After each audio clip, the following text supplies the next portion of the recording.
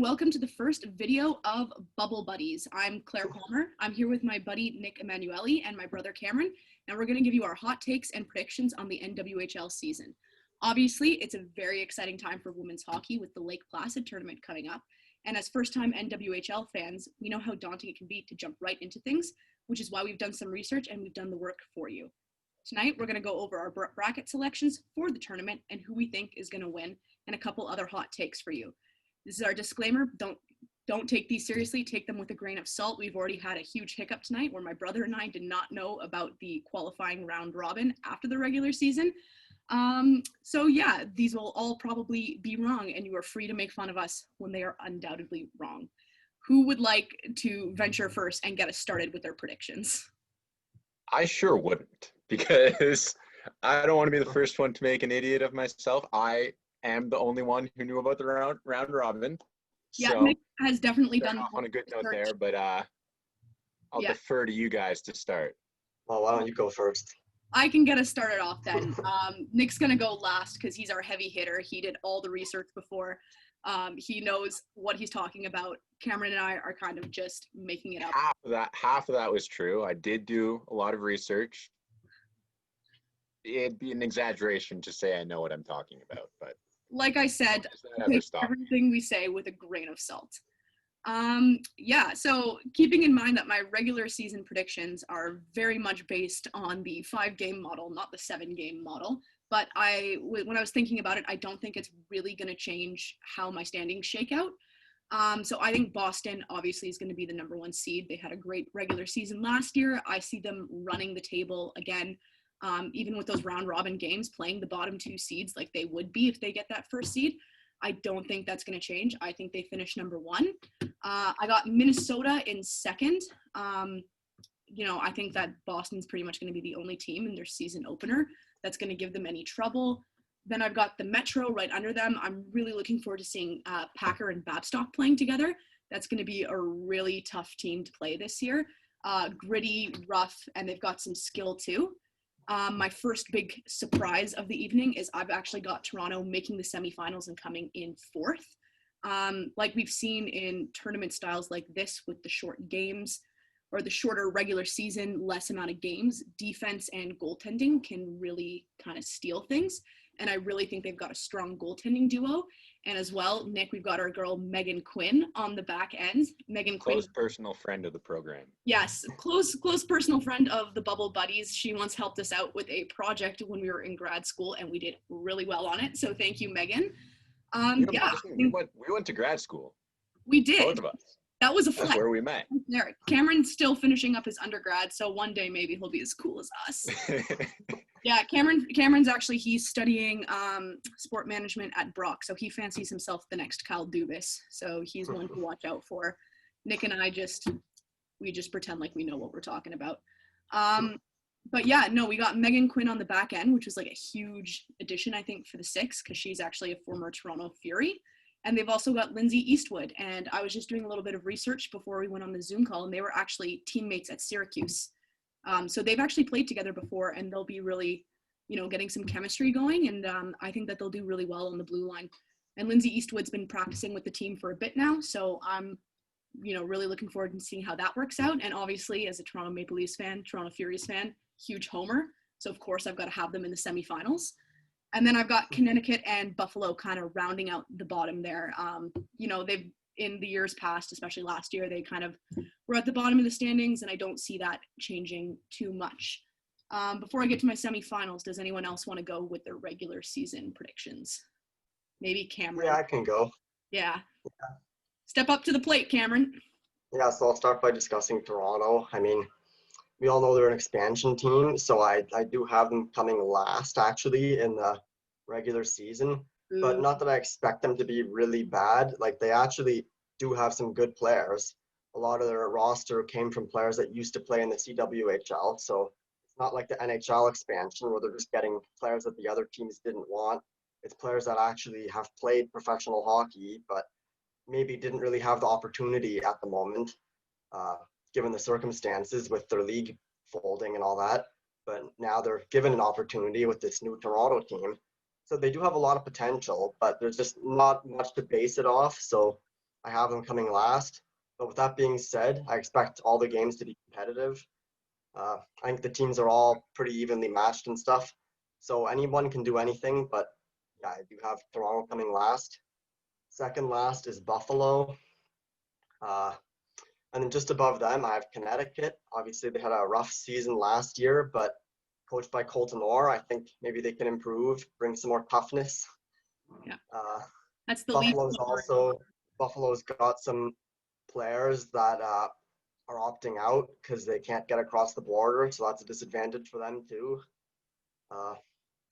And then Minnesota, they were good last year. I expect them to come third again. And second, I expect the Metropolitan team. I think they came third last year, but they've improved. I noticed one key acquisition was Kelly Babstock, great player. She actually played for the Barstool Sports team at their pond hockey tournament on Lake Muskoka last year and helped them pull off a miracle win. So maybe she can help this team do it. And then first, I have Boston. No changes there from last year. And yeah, that's about it. Yeah, Nick's got a big smile on his face when you mentioned Barstool. He's a big stoolie, so I guess I'm the minority here. I mean, I wasn't going to say anything. I know Claire is not a fan of my good personal friend Dave Portnoy, but you know, I won't belabor that point because this is a friends podcast only. I will say, Syracuse University, also the alma mater of one Kristen Chilton, who is another of our close personal friends, also on that same project, actually. So shout out Kristen Chilton, shout out Syracuse University. Yeah. Go Orange. Yeah, I'm actually mostly in accordance with you guys.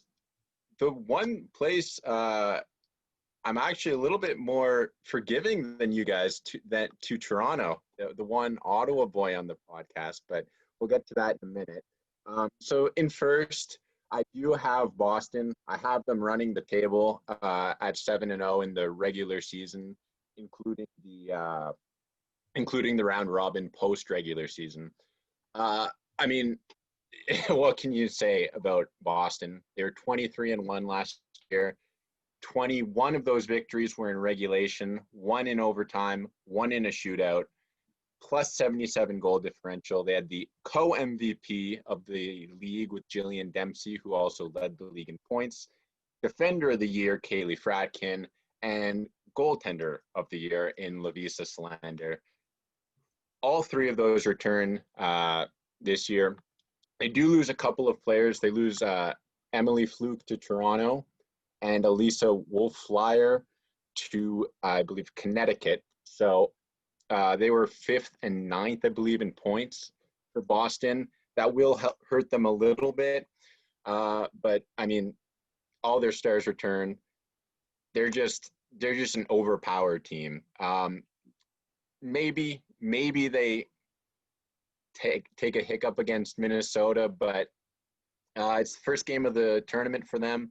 I think they're going to be raring to go, and I don't see anyone really troubling them too much. Yeah, in second place, that Minnesota I game. have Minnesota. I have them going 5-1-1 through the regular season.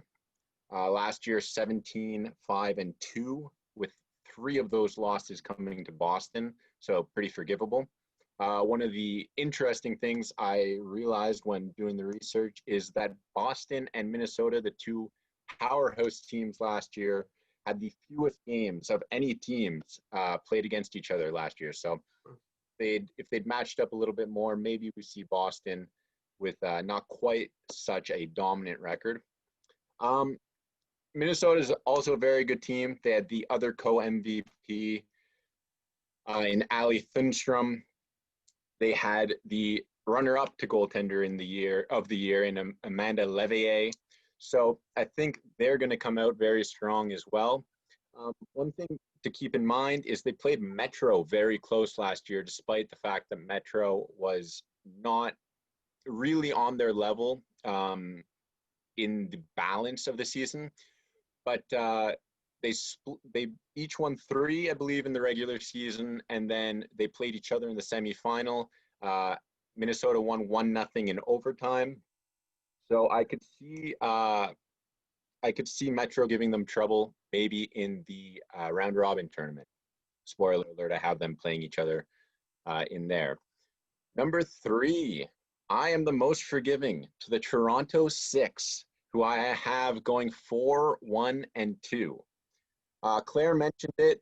I love their goaltending. I think in a short tournament like this, goaltending could very easily make the difference. I also love their coaching. Digit Murphy, one of the legends of coaching in the women's game. She was the one-time leader in Division I wins as a coach. She was coaching with Brown University. She's also won 2 Clarkson Cups with the Boston Blades. So I think her leadership is going to be very important. I mean, you look at the 4 major sports and their bubble seasons. You have winners in Tampa Bay, the LA Dodgers, the LA Lakers, and then just recently in college football, you have the Nick Saban-led Alabama Crimson Tide. So I think those are 4 teams that are coached well, and you're going to see coaching potentially make a big difference in this tournament. Ultimately, I don't think they have the horses to go all the way, but they also have some power up front in Cheyenne D'Arcangelo, and they also brought in Emily Fluke from Boston. So I think they could have a decent little season. Then in 4th, I have the Metropolitan Riveters. I've been going 1-2-2 in the first part of the season, and then avenging 2 losses to the teams in the round robin. This is a team that plays with a lot of FU in them. I think hockey teams, very often take on the personality of their captain, and Madison Packer, that's she plays with some spunk. She plays with a lot of skill, but she plays with a lot of grit and determination. And I think they're gonna really be out to prove people wrong after having a bit of a slower start to the season. One thing I'll say though, they do lose both of their goaltenders from last year, so that's going to be a little bit of a question mark in net. They bring in a couple of goalies from college, so I don't love the idea of rookies going into pro hockey for the first time in such a short and frenetic tournament. That's why I have Metropolitan maybe taking a little bit of a step back compared to the 2 of you. Then 5th place, I have Connecticut. They had a rough year last year, 2-20-2, minus 61 goal differential. That said, though, that one shootout victory for Boston, that was forced by the Connecticut Whale. They had a big turnaround when they brought in goaltender Brooke Waleko as the starter. She was on the team all year, but she took the crease. She absolutely stoned Boston. She played them, I believe, four times, had no fewer than 42 saves in any game against them last season. She was one of the 3 stars of the year as voted by the fans, and I like her to be a monster again this season. That said, in the very short format of the tournament, she's not going to be able to go night after night after night. So I think that they'll struggle on nights where she can't go. And ultimately, they don't have a ton of offense. They had the fewest goals in the league last year. They were supposed to bring in Melissa Samoskevich, but she opted out due to COVID-19. So that's going to hurt. And then finally, bringing up the rear, I have Buffalo at 1-6. They had a tough year last year, especially down the stretch. And they lose their captain from last season going to Minnesota, Cake Eater. And then also their supposed replacement, Taylor Akuri, who led in points last season for Buffalo, had to opt out because she's working with the OPP and is unable to cross the border. So I really don't like the idea of them losing two of their huge leaders going into this tournament. They also had a really tough year in net last season. They bring in third overall pick Carly Jackson, as well as free agent Katie Flagg to shore up their goaltending situation. But those are two girls who are right out of college. And like I said, with the Metropolitan Riveters, I don't love that in a short season like this. I like them a lot more moving forward than I do this season. And like I said, I have them at 1-6. I can't in good conscience not give them one win, but I have them only taking that one win over Metro in overtime. So Nick really living up to the hype there, really showing me and Cameron up with all of his research and his in-depth analysis. But just to recap, it seems like we're all in agreement. Buffalo and Connecticut are going to be shaken out. The bottom of the standings there, Boston, I think we all know, looks like they're going to run that regular season table. And then the three of us have Minnesota, Metro, and Toronto kind of in those middle three seeds, filling out those semifinal positions, just in varying orders. Well, except Cameron, of course, thinks Toronto's going to be at the bottom there. You know, not very Toronto friendly, despite living, you know, in the area. And ironically, the two Leafs fans and Oilers fans seem to be the most excited about the goaltending in this tournament. It's not like any of us really know what that looks like right now, although I know Cameron's high on Freddie Anderson, but it's kind of hard right now to be. But yeah, no. Hey, Troy Grosnick, that's a guy. That is definitely someone who has a name. He's and a player who plays hockey. And sometimes that's all you need.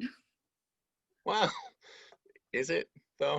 I mean, we'll see. Well, I just started a season mode in NHL 21 the other day, and Freddie has a save percentage less than 800 so far. So as long as these goalies can do better than that, I think they can help their team win. Yeah, and especially as we saw with the World Juniors this year, like, you know, a goalie can really steal a tournament, especially with Team Canada, too, in the 2014 Olympics. And Shannon Zabados, you know, what we've seen her do in the past. It's Kristas Guzlevskis from Latvia in the Olympics there, and in the World Championship a couple years later against Canada. Yeah. Well, and that's the thing, too. I mean, I think when you look at a longer-term season, like a regular NWHL season, I think the cream is going to rise to the top most of the time when you have a larger sample size. But when you have such a small season, I mean, the champion of this year will have played 9 hockey games. Anything really can happen. Exactly. And that's why I'm so high on the teams with strong goaltending. I mean, if you run into a hot goalie on the wrong night, you know. You do. Yeah, no, with a small sample size like this, I'm really seeing, I'm predicting there's going to be some upsets. You know, if Boston doesn't run the table, I think they might run into some trouble on that opening day against Minnesota. But especially when we get to the semifinals and the finals where it's those do or die games, I really think that we're going to see some upsets. And so that brings us to our semifinal predictions. So with my standings, I'll go first. I have Boston against Toronto, 1v4 there. You know, I think Toronto can give them a bit of a run for their money, hopefully, but I do have Boston taking the win. As a Leafs fan, I don't see it going any other way. And of course, I do think the score will be 4-1 for obvious reasons, because I truly expect the Toronto Six to really uphold a time-old tradition of Toronto sports letting me down. Although if they do make it to the semifinals, I'd be pretty impressed with them. I'm not going to lie. If they do take Boston to that semifinal, I don't consider that letting me down. Then I have Minnesota and the Metropolitan team. You know, I think they're going to match up really interestingly. I think it's going to be like skill and toughness, and I think it's going to make for a really great game. And I have that going to overtime. And I would love to see Minnesota kind of, you know, get that edge. And I'd love to see a Minnesota-Boston final. Just because I feel like there's a bit of a rivalry going between those two teams. They're two powerhouses in the league. And last year, Minnesota was that only loss for Boston. So I would love to see them meet up in the finals. And I do actually have Minnesota taking the upset over Boston in the finals in overtime again. Minnesota and Boston's also just the two hockey powerhouses of the country there. That's where still to this day most of the NHL players come from. Yeah, the Boston area and Minnesota. So yeah, it's just like the two hockey capitals of the country head to head. two great markets. And the one part of the reason why I have Minnesota going over Boston there is that in tournaments like this, it is really hard to beat a team twice. If you're playing Minnesota twice in this tournament, if you're Boston, it's going to be hard to pull out 2 wins over them, especially with a good team like that. If they've got some time to kind of figure you out in that first game, they've got the whole tournament then to kind of build up and prepare if they're expecting to meet Boston that is Isabel Cup final. And like Nick said, I think I really think that coaching is going to be important here, and that's going to be some really interesting coaching matchups to see how they kind of respond to that. And especially when you're seeing teams more than once in such a short time period, because it will be within that 2.5 week kind of time frame. So Cameron, actually before we go to Cameron, my score prediction, my hot take, which you can feel free to roast me on when it is absolutely wrong, but I think it is going to be a 2-0 game with an empty netter scored in the last minute. And I do welcome anyone to roast me when that is undoubtedly wrong. Cameron, you can go next. Who do you have in those semifinals and finals? Okay, so my first semifinal is 1-4, Boston against Connecticut, which obviously here there's a bit of a talent gap, but I think that Connecticut can rise to the occasion and raise their game, just like we see the Americans do when they play Canada in a big game in any tournament, particularly the World Juniors just the other day. So yeah, I think that it'll be a good game, maybe better than people think. I think Boston's going to win still, but maybe Connecticut can rise to the occasion. So with that being said, I have Boston winning it 4-3. No surprise there, but hopefully a good game. And then the other semifinal, that's the same that Claire had. That's a good matchup. Metropolitan against Minnesota. I have Metro in the 2 seed, of course, and Minnesota in the 3 seed. Again, I expect a good game. I think it'll be low scoring. I expect Metropolitan to win this one 3-1, maybe 2-1 with an empty netter, let's say. So that sets up for a Boston Metropolitan final. And then, like she mentioned, it's really hard to beat the same team twice. So I actually have Metro pulling off the upset here. Mostly just for that reason. I have Boston going undefeated in the regular season. Then in the playoffs, the big game, when it all counts, I expect this game to go to overtime and for Metro to pull away with the 3-2 win. I think both of us are kind of still shook from the World Juniors. I think that's why we've got Boston, running the table and then getting upset in that final. A little shook up from that still. In any major tournament like this, that's often what happens. Like any international tournament, the country that goes undefeated often doesn't win. We've seen Canada do that a few times in the 2014 Olympics, a couple of the World Junior Championships we've seen. But, we see teams like Sweden go undefeated every year in the World Juniors, and they always lose the semifinals. Mm-hmm. So, yeah, just success in the regular season or preliminary round doesn't guarantee success in the finals or medal round or whatever the case may be. So we're going to throw it to Mr. Research now, who probably out of these predictions is going to be the most accurate. He's the most likely to be right. I don't know. You guys are making me rethink Toronto a little bit. I'm feeling a little self-conscious on that one. Maybe putting a little bit too much faith in the coaching staff and the goaltender. So, but yeah, so 1v4, I have the Pride and the Riveters. I have the Pride winning. Yeah.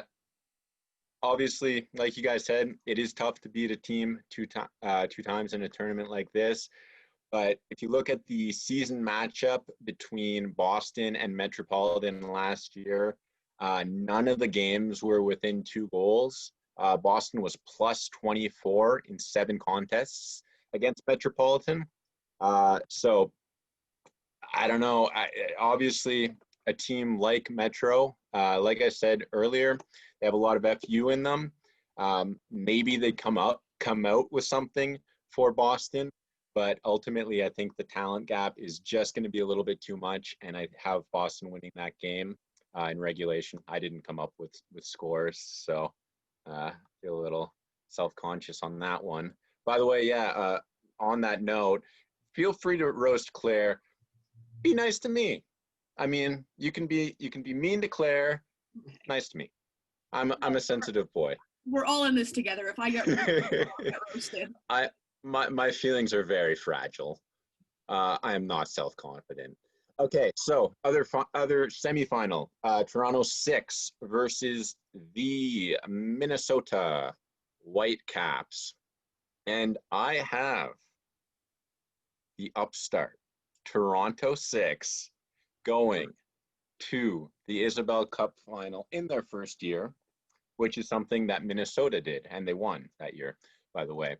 Yeah, like I said, like the goaltending, like the coaching in a short, frenetic tournament like this, that's going to be a huge boon.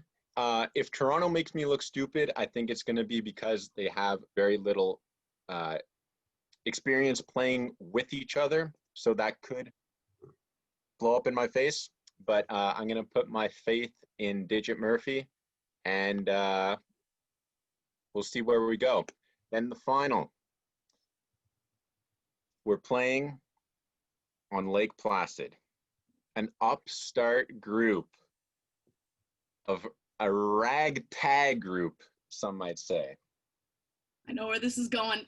Your 2021 Isabel Cup champions, the Boston Pride, going 9-0. Yeah, I can't give it to Toronto. I can't pick anyone other than Boston. This team is just insane.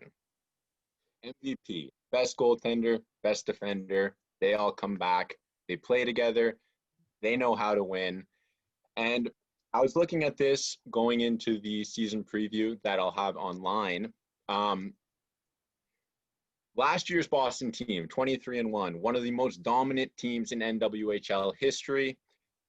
They were looking to avenge what they had a couple seasons back, where they had a very similar regular season, had an MVP, had the leading scorer on the team, and puttered out and lost in the finals. I think this is a group that is going to be very motivated to come together and finish what they started last year, and the chance that was denied to them because of the COVID-19 pandemic canceling the Isabel Cup finals. And I think they take that last step and get it done in the bubble and go 9-0, like I said. Also going back to what I said earlier, if you look at the champions of the bubbles this year, they're pretty much expected teams. LA Dodgers, more talent than any roster in the MLB by far. Tampa Bay obviously took a bit of a regression this year, but were just insanely overpowered the year before. The LA Lakers with LeBron. Seattle in the WNBA, who were the favorites coming into the season. And then Alabama in college football, 6 titles in 12 years. There's something to be said, I think, for the favorites in these style of tournaments. So that's who I have. Yeah, it's hard to deny with that the winning instinct and that killer instinct too, when everything's kind of, up in the air. I think that's really been shining through this year, but it's not 2020 anymore, it's 2021. So I think anything can happen. Yeah, I would really hate to see a Boston team win again, though. I'm really sick of Boston. I'm going back to referencing, earlier, I am an adjunct fan of the Boston sports community. I don't cheer for any Boston teams, but I don't hate them the way a lot of people do. So I wouldn't be that broken up to see it, but. Yeah. So while we still got a little time left, I just wanted to know what your guys is on the spot right now. What is your absolute hottest take? Scorching, flammable, will be extinguished almost absolutely once the tournament starts. What do you think? For me, I think that Toronto runs into a really tough first 3 games with those 3, really tough teams.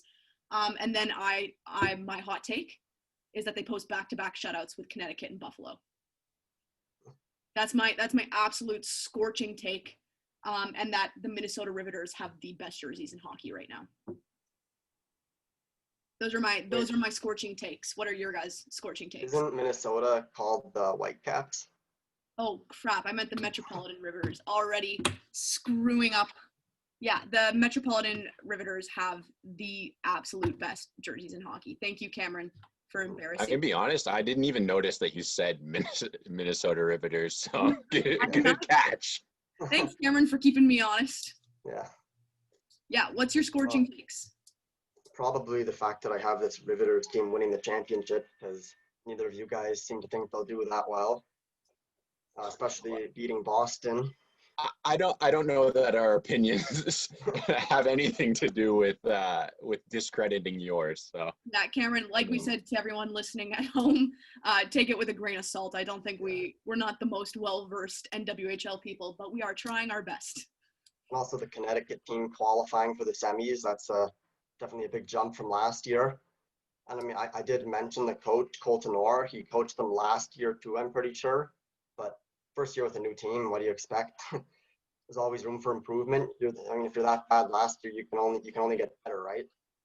Mm-hmm. So Nick, what's the fire? Hot take.